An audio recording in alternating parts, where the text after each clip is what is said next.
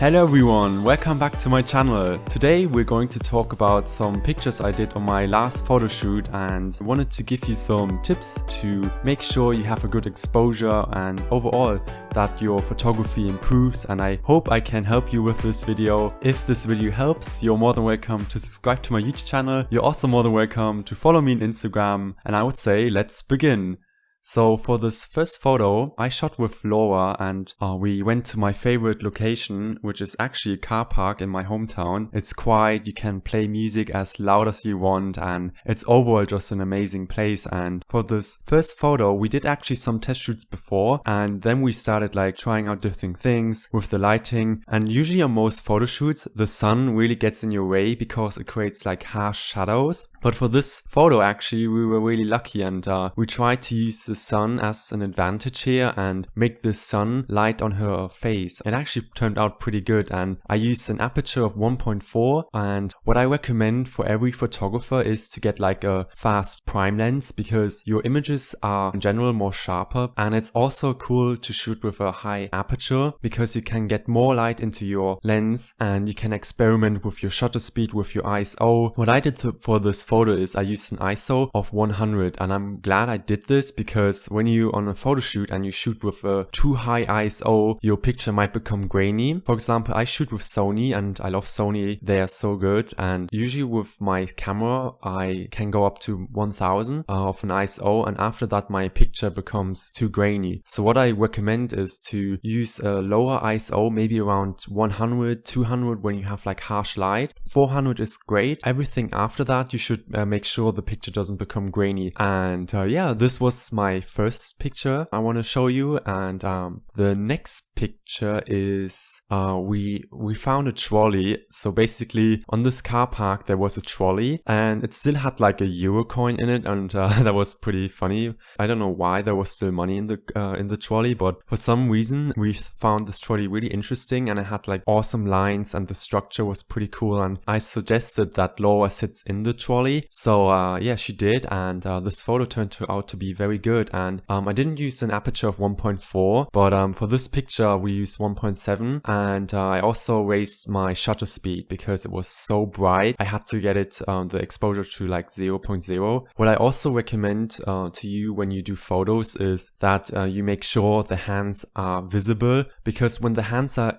not visible on the picture, that shows like there's something hiding. And maybe this is just my style, but I like the hands to be like opened up or at least half open. I also really like the way the trolley is like on the left side slightly because it gives it also some leading lines, and overall I'm pretty happy with this picture. Maybe I could have gone up with the aperture so the whole picture is a bit more sharper, especially the shoes. But overall, I'm pretty happy with this picture because her face is sharp, and that's the most important thing. Some photographers like to have the whole image sharp, but it's always good to mix it up. Maybe just have her face sharp and her legs, and it makes you guessing, oh, how do these shoes look like? So definitely mix it up, your photography, try out different things and learn from your mistakes. Alright, the next picture. This picture was actually one of my favorites, and this picture was so spontaneous. I went to the site because I wanted to try out something new, and Laura was already like looking in the sun all the time, so I suggested maybe you can close your eyes and maybe you can hold these keys from the trolley. And somehow this picture has like an interesting art to it because there's like a leading line with the keys, her face, you can see the background, there's a blue sky and the background is blurry. It's always good to play music in the background, for example the model's favorite music, because the model feels then more comfortable, and the model also can like form and like get into role. For example, when she listens like now to her favorite song, she can relax and lay back, and the whole picture becomes more and more natural. Alright, next picture. So then we went to like a gate where there was a fence. What I really like about this picture is that her eyebrows are somehow like cut off and then they go down, and they go exactly down when the shadow happens, and it's just really interesting. And I really like also how there's a shadow on her mouth. So definitely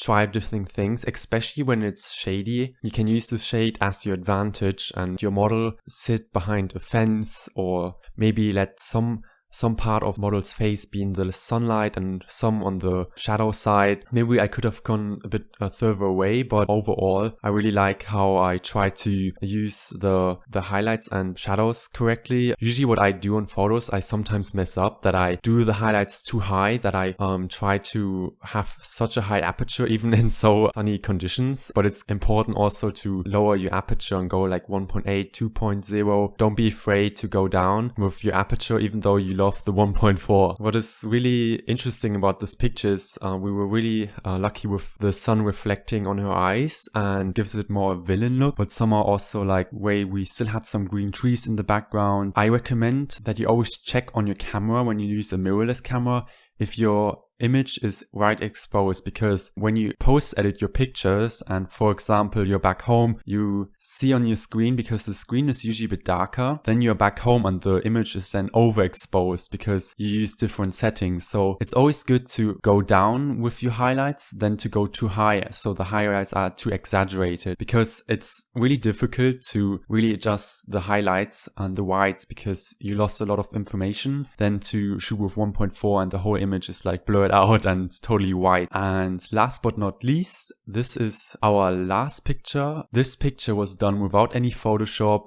The purple bit on the left was actually lens reflection from the sun. Basically what happened was I was pointing directly to the sun and I also had my lens cap on. I thought it would have protected my lens from getting lens flare into it, but it actually didn't. But still, this picture turned out to be really interesting. And yeah, these were all my pictures. I really hope you enjoyed this video. I also hoped I could help you with a few tips. I also hope that I was able to teach you a bit about how I shoot my portrait photography. And you're more than welcome to subscribe to my YouTube channel. Guys, never give up, and see you next time. Bye.